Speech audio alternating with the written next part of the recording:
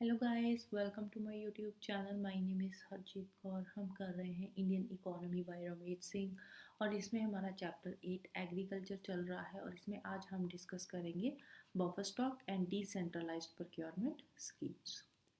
तो शुरू करते हैं बफर स्टॉक से। बफर स्टॉक का मतलब क्या होता है? बफर स्टॉक का मतलब होता है रिजर्व ऑफ अ कमोडिटी।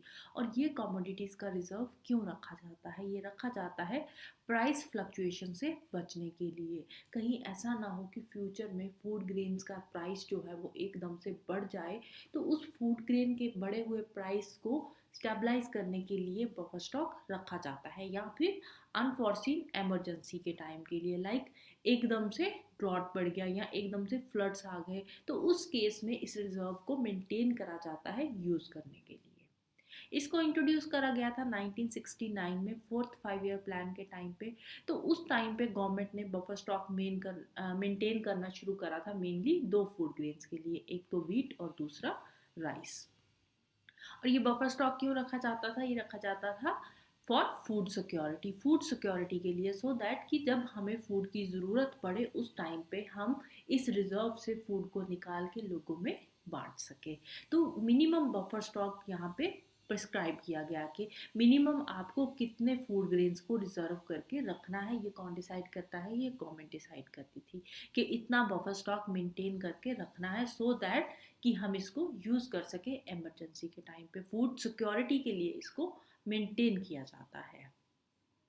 फिर मंथली बेसिस पे फूड ग्रेन की जो सप्लाई है उसको रिलीज किया जाता है under various schemes, like targeted public distribution system हो गया, टीपीडीएस हो गया जिसको टारगेटेड पब्लिक डिस्ट्रीब्यूशन सिस्टम बोलते हैं, या फिर और वेलफेयर स्कीम्स के अंदर इस फूड ग्रेन्स को रिलीज किया जाता है मंथली बेसिस पे।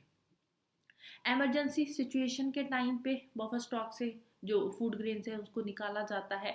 या फिर इमरजेंसी कौन सी होती है? लाइक किसी टाइम पे क्रॉप फेलियर हो गया, ठीक है, जो किसानों की जो क्रॉप्स है वो एकदम से खराब हो गई, इतना ज़्यादा मतलब जो प्रोडक्शन है इतनी ज़्यादा नहीं हुई है, तो उस टाइम पे इमरजेंसी की सिचुएशन में ये जो रिजर्व है इसको निकाला जाता है। या फिर नेचुरल डिजास्टर के टाइम पे इस फूड ग्रेन्स को निकाला जाता है। फ्लड्स आ गए एकदम से, किसान की सारी जो क्रॉप्स है वो बह गई इस फ्लड्स में, तो उस टाइम पे इमरजेंसी की सिचुएशन के टाइम से इस रिजर्व से फूड ग्रेन्स को निकाला जाता है। प्राइस स्टेबलाइजेशन के लिए बफर स्टॉक को मेंटेन किया जाता है, सो दैट कि इन केस फ्यूचर में अगर किसी पर्टिकुलर क्रॉप का प्राइस एकदम से बढ़ गया है, सपोज वीट का या राइस का एकदम से प्राइस बढ़ गया, तो उस टाइम पे उसके प्राइस को स्टेबलाइज करने के लिए, मेंटेन करने के लिए बफर स्टॉक से इन फूड ग्रेन्स को निकाल दिया जाता है, मार्केट में लाया जाता है और इसके प्राइस को कंट्रोल किया जाता है। अब देखो किसी चीज़ की कमी हो जाएगी, सपोज किसी ईयर में जो वीट है वीट की कमी हो गई, तो उस ईयर में क्या होगा? वीट के जो प्राइसेस है एकदम से बढ़ जाएंगे। वीट के बढ़े हुए प्राइसेस को स्टेबलाइज करने के लिए बफर स्टॉक को मेंटेन किया जाता है, क्योंकि जो वीट हो गया, राइस हो गई, ये क्या है? ये बेसिक खाने पीने की चीज़ें हैं। इसके बिना अब बाकी की जो होती है लाइक वेजिटेबल्स हो गई या और फूड ग्रेन्स हो गए, तो उसके बिना रहा जा सकता है, लेकिन वीट और राइस ये क्या है? ये बेसिक है। तो इसके बिना जो सीरियल क्रॉप्स है ये बेसिक है, तो इसके बिना रहना मुश्किल है, तो इसीलिए इमरजेंसी के टाइम पे रिजर्व में से फूड को निकाला जाता है, फूड ग्रेन्स को निकाला जाता है।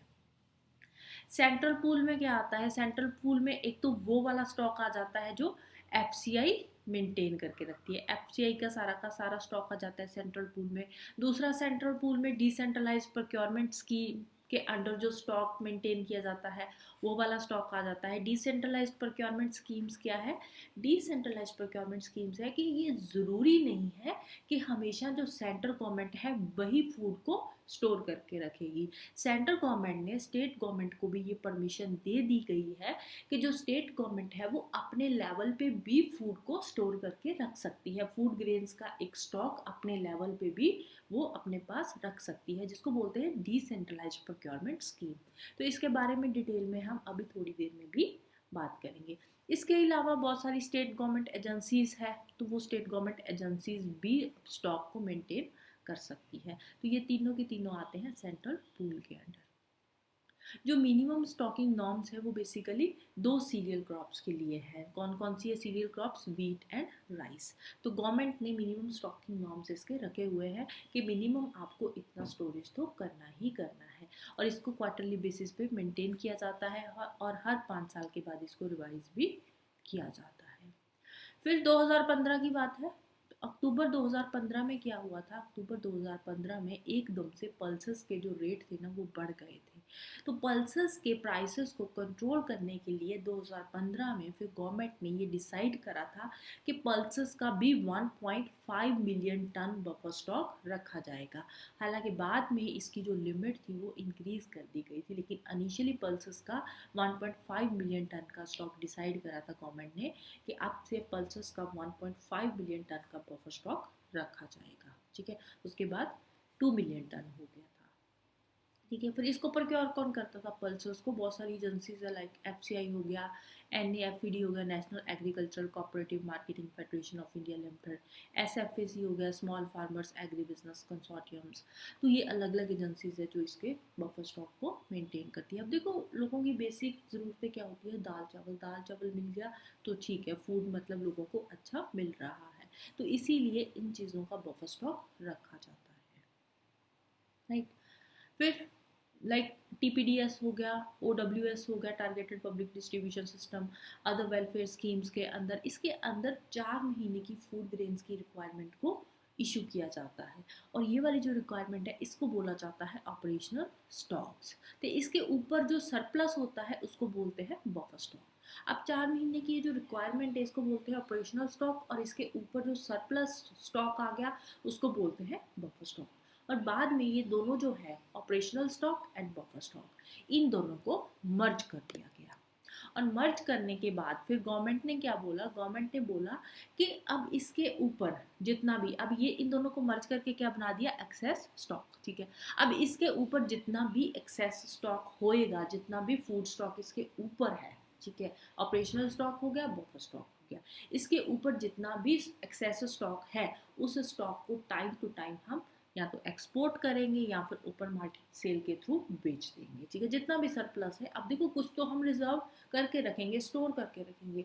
अब स्टोरेज की एक कैपेसिटी है, ठीक है, उसके ज़्यादा जितना भी हमारे पास एक्सेस फूड ग्रेन्स है, जितना भी फूड ग्रेन्स उसके ऊपर है, उसको क्या करेंगे, हम बेच देंगे, या तो एक्सपोर्ट कर देंगे या फिर ओपन मार्केट सेल्स के थ्रू उसको स्टेट्स को दे देंगे, या किसी भी तरह से उसको हम मार्केट में बेच देंगे। Present food grain procurement policy जो है अभी हमारी जो चल रही है फूड प्रोक्योरमेंट पॉलिसी, अब इस पॉलिसी को बहुत सारे बेसिस पे क्रिटिसाइज भी किया जा रहा है। क्रिटिसाइज क्यों किया जा रहा है, अब क्योंकि देखो ये बोला जा रहा है कि हमने अपनी डिपेंडेंस किस पे बनाई है, वीट एंड राइस पे। दो क्रॉप्स को हम अपनी कंट्री में ज़्यादा से ज़्यादा ग्रो कर रहे हैं। अब राइस की बात करें तो राइस क्या है, राइस एक वाटर गजलिंग क्रॉप है, इसके लिए पानी बहुत ज़्यादा चाहिए, और हमारी कंट्री में पानी की ही तो कमी है, पानी तो हमारे पास पहले नहीं है, और ऊपर से हम राइस इतना ज़्यादा ग्रो कर रहे हैं, राइस की क्रॉप को हम इतना ज़्यादा ग्रो कर रहे हैं, और ऊपर से उसका हम बफर स्टॉक भी मेंटेन कर रहे हैं, रिजर्व्स को भी मेंटेन कर रहे हैं। तो इस तरह से अब ये जो फूड ग्रेन प्रोक्योरमेंट पॉलिसी है उसको क्रिटिसाइज किया जा रहा है। ठीक है, और इसके लिए आप देखो, एक तो राइस की जो क्रॉप है उसको हम स्टोर कर रहे हैं, रिजर्व उसका रख रहे हैं, और ऊपर से उसी पे हम एग्रीकल्चरल सब्सिडीज भी दे रहे हैं। ठीक है, तो ये बात तो गलत है ना, तो इसीलिए इसको क्रिटिसाइज किया जा रहा है।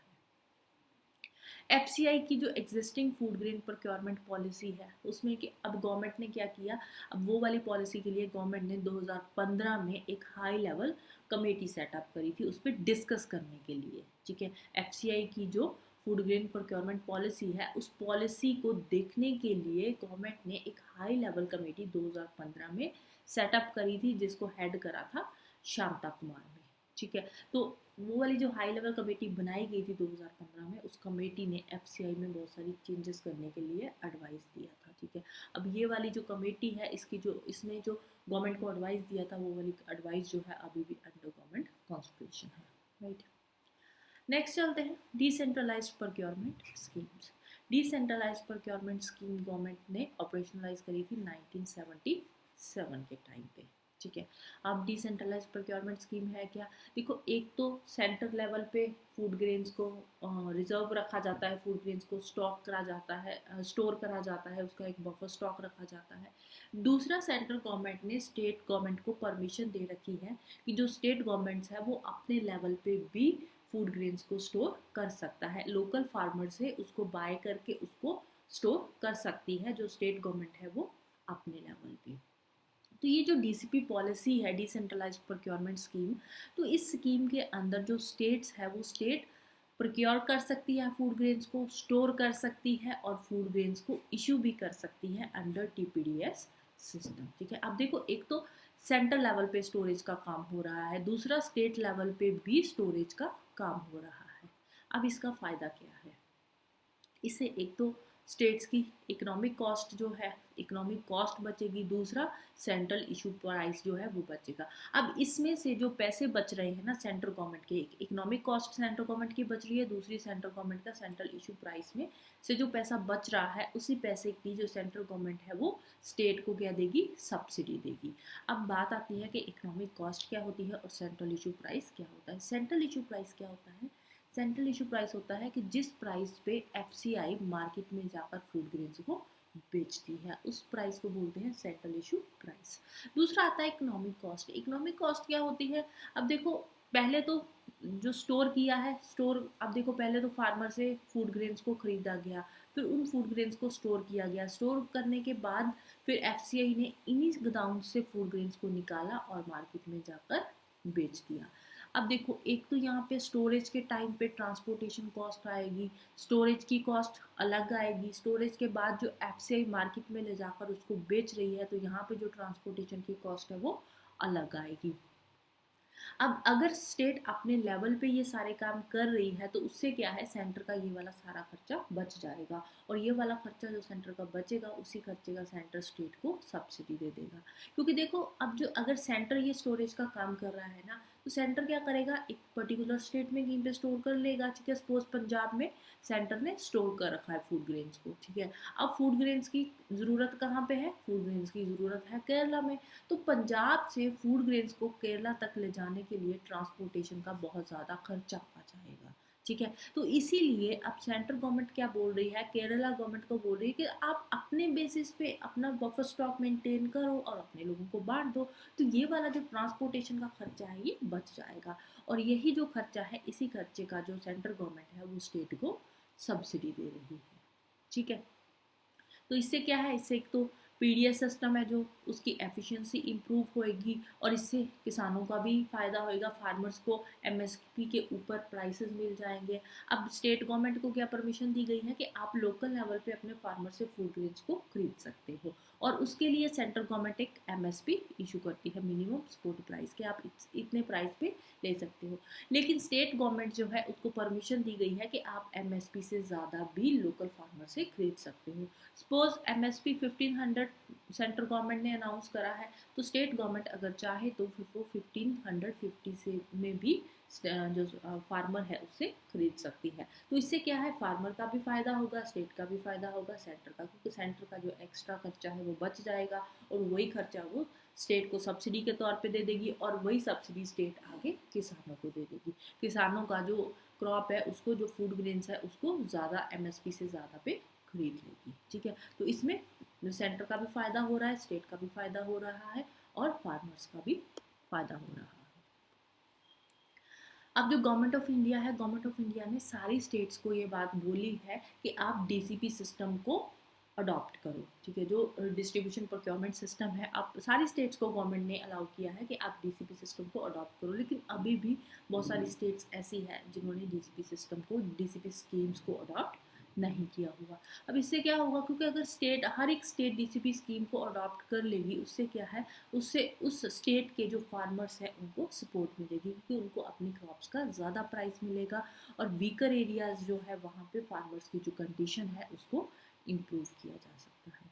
राइट, अब इसमें बहुत सारी प्रॉब्लम्स आती है, जो डीसीपी स्कीम्स है, डिस्ट्रीब्यूशन प्रोक्योरमेंट सिस्टम है जो, इसमें बहुत सारी प्रॉब्लम्स आती है। तो उस प्रॉब्लम्स को सॉर्ट आउट करने के लिए डे टू डे बेसिस पे एक ऑनलाइन प्रोक्योरमेंट मॉनिटरिंग सिस्टम शुरू किया गया है और इसकी जो रिपोर्टिंग होती है ऑनलाइन प्रोक्योरमेंट मॉनिटरिंग सिस्टम की, इसकी डेली बेसिस पे रिपोर्टिंग होती है और ये वाला जो सिस्टम है ये बनाया गया है wheat, paddy and course grains की क्रॉप्स के लिए। ठीक है, 3 क्रॉप्स के लिए शुरू किया गया है ऑनलाइन प्रोक्योरमेंट मॉनिटरिंग सिस्टम, जिसकी रिपोर्टिंग होती है डेली बेसिस पे। स्टेट्स को, अब देखो स्टेट्स को एमएसपी के ऊपर प्राइस दे रही है गवर्नमेंट, तो जो स्टेट के फार्मर्स है, तो इससे क्या है, इससे स्टेट को बोनस मिल रहा है, एमएसपी के ऊपर प्राइस मिल रहा है। तो इससे क्या है, इससे गवर्नमेंट ऑफ इंडिया स्टेट को पैसा दे रही है, स्टेट फार्मर्स को पैसा दे रही है, तो तीनों का फायदा हो रहा है इस केस में। अब इसमें है क्या, इसमें अभी गवर्नमेंट ने अब देखा कि अगर ऐसे गवर्नमेंट ने अलाउ कर दिया स्टेट गवर्नमेंट को कि वो एमएसपी के ऊपर भी जो है किसानों को दे सकती है, तो इससे क्या होगा, इससे तो फिर जो फूड ग्रेन्स हैं उनके प्राइस एकदम से बढ़ जाएंगे, क्योंकि एमएसपी से ज़्यादा अगर स्टेट किसान से खरीद रही है तो उससे क्या है, फूड ग्रेन्स के प्राइस बढ़ जाएंगे। तो ये फूड ग्रेन्स के प्राइस एक लिमिट से ज़्यादा ना बढ़े, इसके लिए जो हमारी सरकार है उसने उसने कुछ स्टेप्स लिए हैं। कौन से स्टेप्स लिए हैं, पहला स्टेप क्या है, limit was put on it's procurement from the states paying bonus over and above the MSP. And MSP के ऊपर कितना बोनस देना है, इस पर लिमिट लगा दी गई है। सपोज एमएसपी अनाउंस करा है 1500 रुपये, तो सरकार ने इस पर लिमिट लगा दी है, सेंटर की जो सरकार है उसने लिमिट बना दी है कि आप 1550 के ऊपर जो है फार्मर उससे नहीं खरीद सकते, 1500 लेकर 1550 के बीच में ही आप फार्मर से क्रॉप को खरीदोगे, फूड ग्रेन से ग्रेन्स को खरीदोगे। तो इस पर एक लिमिट बना लगा दी है सेंट्रल गवर्नमेंट ने, सो दैट कि फूड ग्रेन्स के जो प्राइसेस हैं वो एक लिमिट से ज़्यादा ना बढ़े। ठीक है, under TPDS and other welfare schemes, अंदर मतलब टीपीडीएस के अंदर या वेलफेयर स्कीम्स के अंदर जो भी सरकारें जो है वो फार्मर से क्रॉप्स को खरीद रही है, फूड ग्रेन्स को खरीद रही है, तो उस पर लिमिट लगा दी कि आप एक लिमिट से ज़्यादा उनको पैसा नहीं दे सकते। Secondly, FCI stopped taking part in MSP operations in case of non-DCP states declaring bonus. अब जिन स्टेट्स में डीसीपी सिस्टम काम नहीं कर रहा, डिसेंट्रलाइज प्रोक्योरमेंट सिस्टम काम नहीं कर रहा, उन स्टेट्स में एफसीआई ने अपना पार्टिसिपेट करना बंद कर दिया। एफसीआई ने बोला कि जिन स्टेट्स में डीसीपी सिस्टम काम नहीं कर रहा वहाँ पे बोनस नहीं दिया जाएगा, वहाँ पे सब्सिडी स्टेट्स को नहीं दी जाएगी, राइट, सो दैट कि एक फूड ग्रेन्स के जो प्राइसेस हैं उस पर एक लिमिट लगाई जा सके कि एक लिमिट से ज़्यादा फूड ग्रेन के प्राइसेस एकदम से ना, right. So this is all about today. तो जाने से पहले वीडियो को लाइक कर देना, शेयर कर देना और चैनल को सब्सक्राइब कर लेना। Thank you, bye bye, have a nice day.